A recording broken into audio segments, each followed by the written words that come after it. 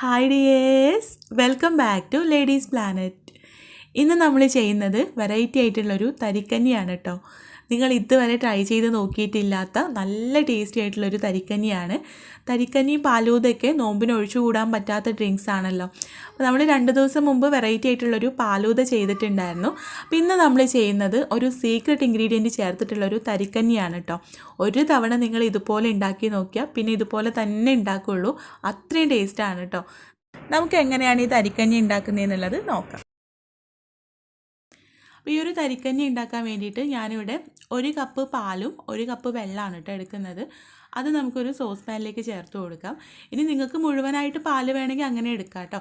ഒരു കാര്യം പറയട്ടെ, നമ്മുടെ ചാനൽ നിങ്ങൾ സബ്സ്ക്രൈബ് ചെയ്യാതെയാണ് കാണുന്നതെങ്കിൽ താഴെ കാണുന്ന ചുവന്ന കളറിലുള്ള സബ്സ്ക്രൈബ് എന്ന് എഴുതിയിട്ടില്ലേ, അതിൽ ക്ലിക്ക് ചെയ്തിട്ട് സബ്സ്ക്രൈബ് ചെയ്യുക. തൊട്ടടുത്തൊരു ബെല്ലൈക്കൺ വരും, അതിൽ ക്ലിക്ക് ചെയ്ത് ഓൾ തന്നെ സെലക്ട് ചെയ്ത് വെക്കുക കേട്ടോ.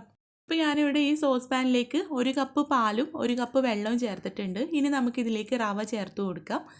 അപ്പോൾ ഞാനിത് നേരത്തെ തന്നെ എല്ലാം ചേർത്തിട്ട് ഇളക്കി കൊടുക്കുകയാണ് കേട്ടോ.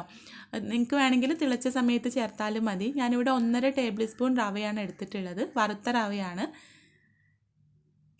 ഇനി ഇതിലേക്ക് ഒരു പിടി സേമിയ കൂടെ ചേർക്കുന്നുണ്ട്. സേമിയ ചേർക്കണമെന്ന് നിർബന്ധമൊന്നുമില്ല കേട്ടോ. തരിക്കഞ്ഞിയിൽ സേമിയ ചേർക്കുകയാണെങ്കിൽ നല്ല ടേസ്റ്റി ആയിരിക്കും. ഇപ്പോൾ ഇത് ആദ്യം തന്നെ ഇതിലേക്ക് ചേർത്ത് കൊടുക്കുകയാണ് കേട്ടോ ചെയ്തിട്ടുള്ളത്. ആദ്യം തന്നെ നമ്മൾ ചേർക്കുകയാണെങ്കിൽ കൈയെടുക്കാതെ ഇളക്കേണ്ടി വരും, കട്ട കിട്ടും അല്ലെങ്കിൽ പെട്ടെന്ന് തന്നെ. അല്ലെങ്കിൽ നിങ്ങൾക്ക് തിളച്ച് വരുന്ന സമയത്ത് ചേർത്താലും മതി കേട്ടോ. 1.5 ടേബിൾ സ്പൂൺ റവയാണ് ചേർത്തിട്ടുള്ളത്. കറക്റ്റായിട്ടുള്ളൊരു പാകമാണ്. തരിക്കഞ്ഞി എപ്പോഴും നമുക്ക് തിക്കായിട്ട് കുടിക്കുമ്പോൾ പെട്ടെന്ന് തന്നെ മടുപ്പിക്കുന്ന ഒരു ടേസ്റ്റ് ആയിരിക്കും. ഒരു ഡ്രിങ്ക് പോലെ ചെറുതായിട്ടൊരു തിക്നെസ്സോട് കൂടെ കുടിക്കുന്നതായിരിക്കും നല്ലത്. അപ്പോൾ ആ ഒരു രീതിയിലാണ് കേട്ടോ ഇത് ഞാൻ ഉണ്ടാക്കിയിട്ടുള്ളത്. പിന്നെ നമുക്ക് ഫ്ലെയിം ഓൺ ചെയ്തിട്ട് കട്ട കെട്ടാതെ കിട്ടാൻ വേണ്ടിയിട്ട് ഇളക്കിക്കൊണ്ടേയിരിക്കണം. അപ്പോൾ നിങ്ങൾക്ക് ഇങ്ങനെ ഇളക്കാൻ ബുദ്ധിമുട്ടാണെങ്കിൽ പാല് തിളച്ച് വരുന്ന സമയത്ത് ഇത് 2 ചേർത്താൽ മതി കേട്ടോ. പിന്നെ നമുക്ക് ഇതിലേക്കുള്ള പഞ്ചസാര ചേർത്ത് കൊടുക്കാം. പാലൊന്ന് ചൂടായി വരുമ്പോൾ പഞ്ചസാര ചേർക്കാം. ഞാനിവിടെ 3 വലിയ സ്പൂൺ പഞ്ചസാരയാണ് കേട്ടോ ചേർക്കുന്നത്.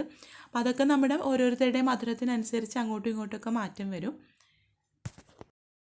ഇനി ഇത് തിളക്കുന്നത് വരെ ഹൈ ഫ്ലെയിമിൽ തന്നെയാണ് കേട്ടോ വെക്കേണ്ടത്. ഹൈ ഫ്ലെയിമിൽ വെച്ചിട്ടാണ് നമ്മളിത് തിളപ്പിച്ചെടുക്കുന്നത്.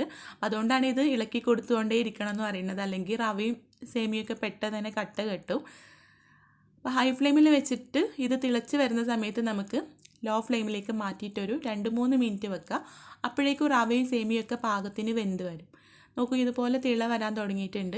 ഇനി നമുക്ക് ലോ ഫ്ലെയിമിലൊരു 2-3 മിനിറ്റും കൂടെ വെച്ചിട്ട് ഫ്ലെയിം ഓഫ് ചെയ്ത് കൊടുക്കുക. ഇപ്പോൾ നമ്മുടെ തരിക്കഞ്ഞി റെഡി ആയിട്ടുണ്ട്, ഏകദേശം റെഡി ആയിട്ടുണ്ട്. ഇനി നമുക്കിതിലേക്ക് കുറച്ച് ചുവന്നുള്ളി, അണ്ടിപ്പരിപ്പ്, മുന്തിരിയൊക്കെ ഒന്ന് മൂപ്പിച്ചിടണം. അപ്പോൾ അതിന് വേണ്ടിയിട്ട് 1 ടേബിൾ സ്പൂൺ നെയ്യ് ചൂടാക്കിയിട്ട് അതിലേക്കൊരു 4 ചുവന്നുള്ളി ചെറുതായിട്ട് അരിഞ്ഞത് ചേർത്തിട്ടുണ്ട്.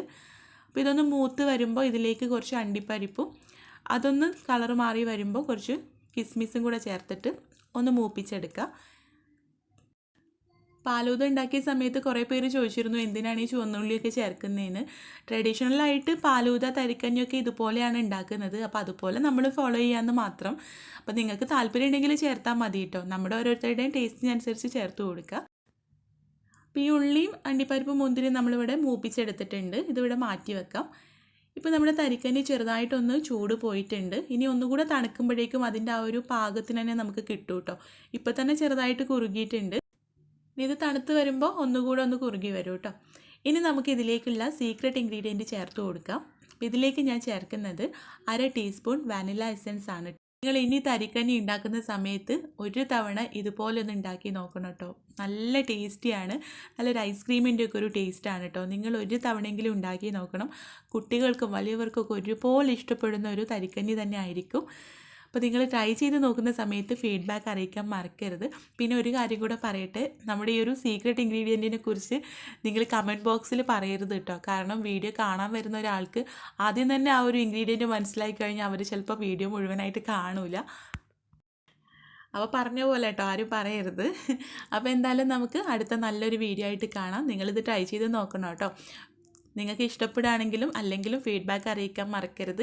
വീഡിയോ ഇഷ്ടമായിട്ടുണ്ടെങ്കിൽ ലൈക്ക് ചെയ്യാനും ഷെയർ ചെയ്യാനും കൂടെ മറക്കരുത് കേട്ടോ. അപ്പോൾ നമുക്ക് അടുത്ത നല്ലൊരു വീഡിയോ ആയിട്ട് കാണാം. താങ്ക്